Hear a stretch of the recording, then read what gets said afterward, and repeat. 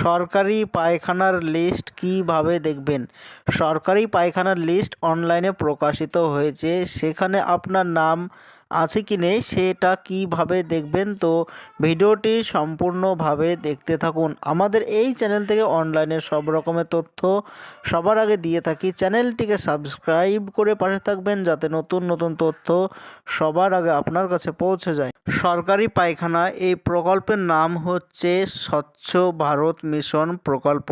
এই প্রকল্প আগে যারা অনলাইনে রেজিস্টার করেছিল তাদের বাড়ি বাড়ি গিয়ে সার্ভে করা হয়ে গিয়েছে এবং সেই লিস্টে আপনার নাম আছে কি নেই সেটি দেখার জন্য আপনার মোবাইল কিংবা কম্পিউটার থেকে যে কোনো একটি ব্রাউজার ওপেন করতে হবে।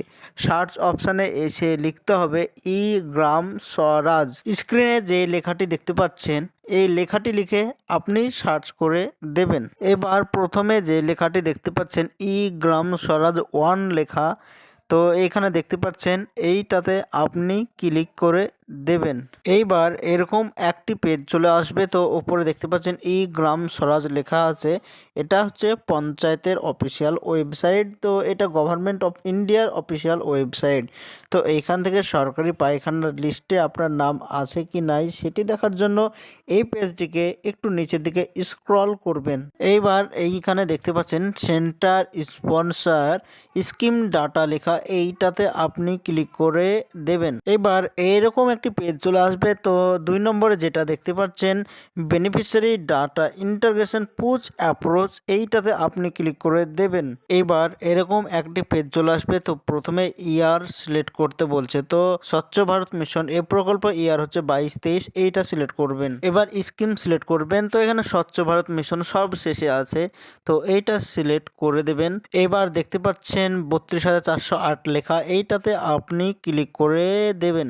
এবার ভারতবর্ষে যতগুলো রাজ্য আছে সব রাজ্যের নাম এইখানে চলে এসেছে, তো আপনি যে রাজ্যে বসবাস করেন সেই রাজ্য এইখানে সিলেক্ট করবেন। তো যদি বাংলাভাষী ওয়েস্ট বেঙ্গল হন তো ওয়েস্ট বেঙ্গল সব শেষে থাকে, তো এইটাতে ক্লিক করে দেবেন। এবার জেলা সিলেক্ট করতে হবে, তো আপনি যেই জেলায় বসবাস করেন সেই জেলা এইখানে সিলেক্ট করে দেবেন। এবার ব্লক অফিস সিলেক্ট করতে হবে, তো বিডিও অফিস, তো আপনি যে বিডিও অফিসে বসবাস করেন সেটা সিলেক্ট করে দেবেন। এবার আপনি যে পঞ্চায়েতের আন্ডারে থাকেন সে পঞ্চায়েত সিলেক্ট করে দেবেন। এবার এখানে লিস্ট চলে এসেছে, সরকারি পায়খানার লিস্ট এইখানে চলে এসেছে। তো প্রথমে আপনার নাম, আপনার বাবার নাম, আপনার গ্রামের নাম এবং এই প্রকল্পের নাম SBM মিশন লেখা দেখতে পাচ্ছেন এবং টয়লেট লেখা আছে সাইডে দেখতে পাচ্ছেন।